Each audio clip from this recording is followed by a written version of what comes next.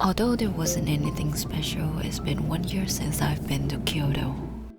We are Kansai Airport. For this occasion, I had written a lot of drafts for the script, in which I think many of them are just straight up my rants on being lonely, being sick, or depressing.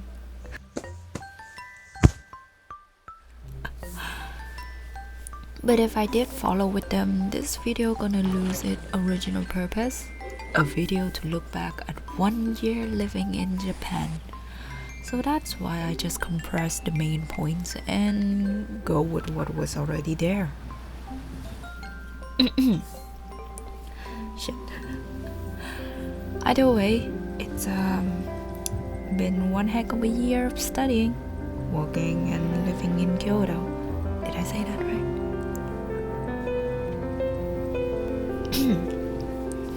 New city, new culture, new people, and new experience. Not wholeheartedly including, but also not totally excluding the time I was hospitalized because of some stuff.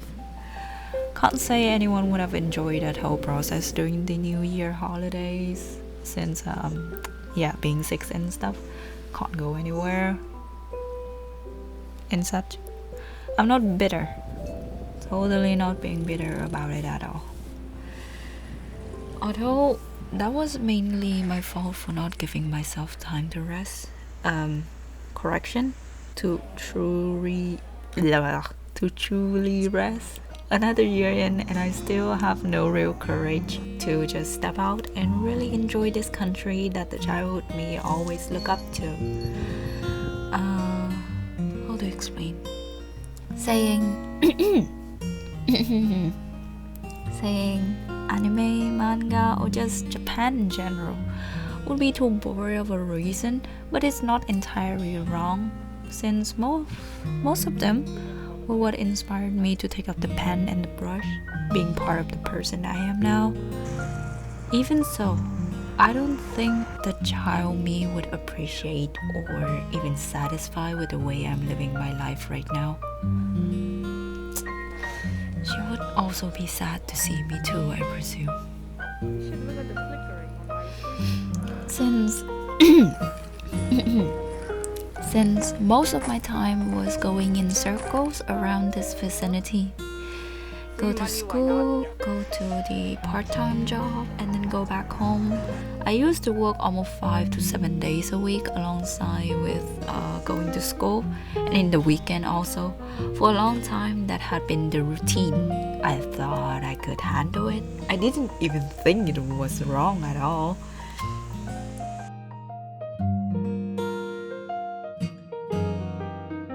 Even the fact that by the time I was home, sometime I would just, not sometime, most of the time I would just pass out and then only wake up later to cook something for myself and then study or go into the computer to play games with my friends. Most of them were in a different time zone. During holidays, I would just fill my schedule with work. So by the time I thought I could take a rest, it would have been too exhausting to even drag myself outside to go somewhere. So I stay home. I know, it's entirely my fault for doing that to myself. I had a long time to reflect on myself during the whole January. My family and friends were worried and they were sad that I have been pushing myself like that without telling them at all. But what can I say but in defense for myself that I didn't really want them to worry? But well, that ended badly. Sometimes I think that the small times that I truly, enjoy myself were those short time I stopped during my path to take a look around me. I would take a breath, let the wind caressing my cheek, and just stood there.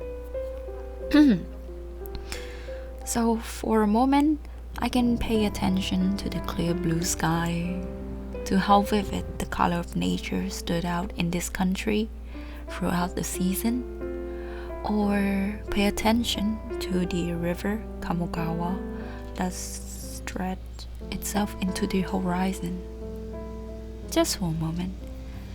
Then I can be on my way to wherever my destination was.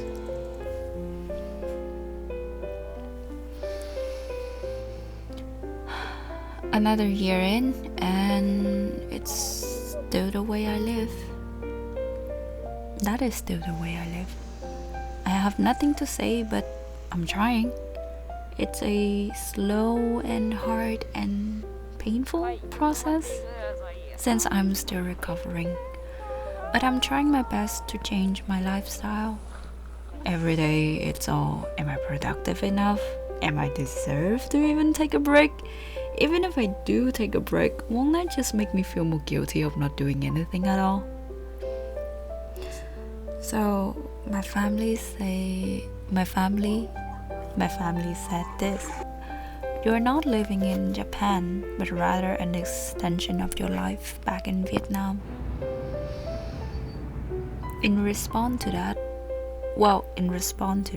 I ask myself, if so, what are you trying to achieve in Japan then?